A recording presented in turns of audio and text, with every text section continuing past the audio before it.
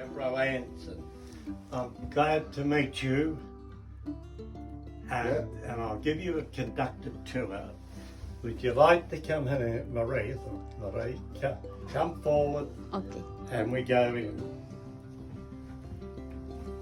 This is, I haven't got the power on it yet, but this is the historical site of the Avro Anson of Ballarat. This is to show you and to learn the history of aircraft development in Australia. Okay.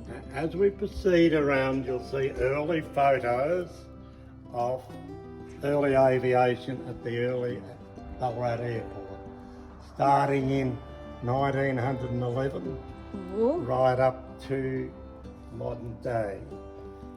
So you get some idea. This is the Ballarat. It started the first flight in Ballarat in 1911. Yeah. Right. The next aircraft is Kingsford Smith's aircraft that navigated from America to Australia, the first to fly the Pacific. The third one up there is the Snipe, which they bought out here for the RAF, which had started at that time. Now as we come around here, and you see the photos on the wall, there's all the early photos of the camp. Here is the camp with all the Ansons. Here are the buildings, and we are at that building. Yeah. Yes. Right, and there's the other. These are the people that served on the camp, and out of this group here, we lost 1,400 personnel during World War II. Oh my God. Right? Yeah. Now, as we move through, some of these served up in the Philippines as well. So, there your son. The gunners were about the same size as I am. That's how they had to squeeze themselves in for the rear turret of the Liberator. Okay. You see how small it is, and they had to operate that. So, Yeah. yep. So there you go. And they're all other photos of personnel. Yeah.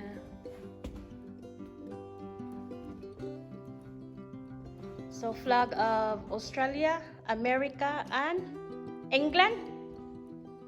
The American flag was presented to me by President Trump Oh. Wow, nice. for the work I do in remembering the Americans here during the wartime in Ballarat and the history that I do on the Americans. So they sent me over a flag from President Trump to here. Yeah. It's nice. The other one's a British flag and an Australian flag. Ah, British. The Australian flag was flown during the time of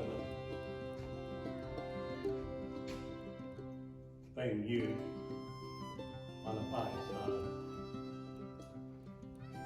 Yeah. These are the people that were killed here. This is a wrecked aircraft, and Edward was killed up on a mountain near Ballarat. So you can see all the wrecks. Only one of them got out of the aircraft out of 5. Yeah.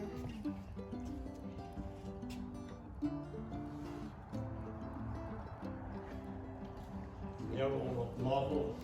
The models.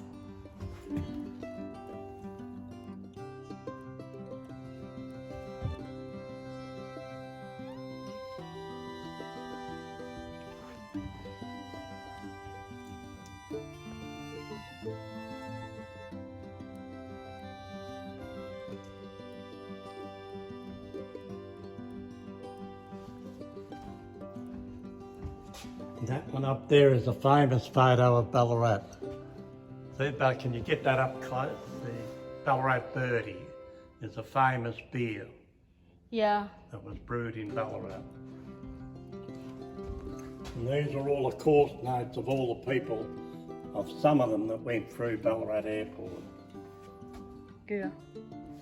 And that's the flag being presented to me over there. Ah, the flying of spirit. So that's you. Yeah, that's you. Alan Penhall. The father.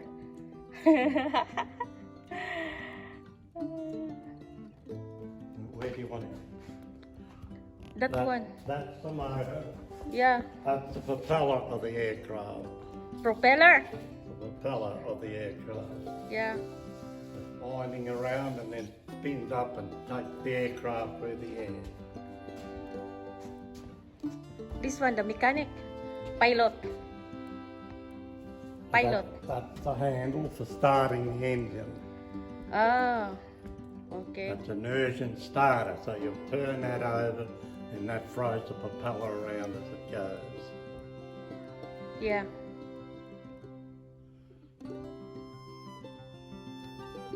This one, the uniform. Now these are all different uniforms and that I've got.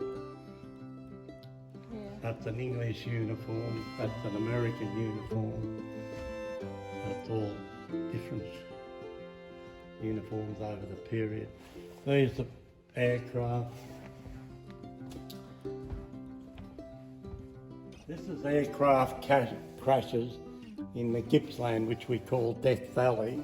And these are all the aircraft that crashed and people that were killed during World War II. And you can see there's quite a few aircraft that fell out of the sky. Yeah. You get an idea. The ratio of killed in war, like training bases.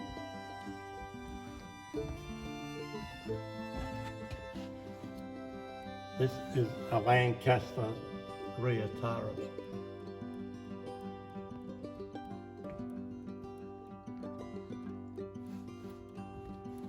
And there's the Queen of England in there, in that book. Ah, our king and queen. It's out through the war. It's the father of Queen Elizabeth, that one. That's the mother yeah, and King father. George. That's Yeah. King George. King George and Queen Mary. So that's what we're fighting for, the king and country. Yeah, and then Queen Elizabeth and Margaret, Princess Margaret. Yeah. Yeah, because they have only 2 children, all girls. Yeah. King George. These, again, this was an American that was found years later after the war. He disappeared in 1942. They never found him till 1948.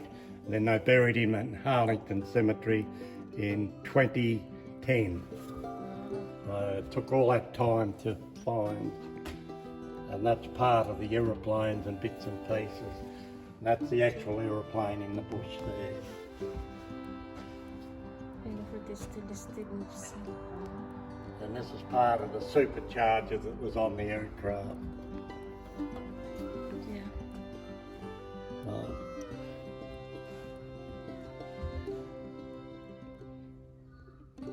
They're all wirelesses of years gone by. Yeah. And these are the wirelesses that they used. These are the Japanese that were through the islands during World War II. They would have probably been up in the Philippines and come down through the Philippines. Yeah. This is it, actually Indonesia today. So you get some idea of what they are.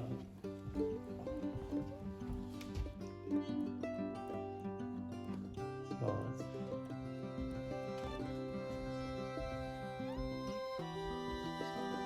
Airplane. They have different wireless sets and everything like that. Yeah, you have trumpet, huh? Is that a trumpet? A bottle of beer, Ballarat beer there, Ah, and trumpets yeah. by a well-known trumpeter from Ballarat. Yeah. Might give you a lead into it. And that's World War One. This one, World War One. World War One photos. So we do a bit of where we start and where we finish. from there, from Gallipoli. See, this is the inside of the Anson warplane.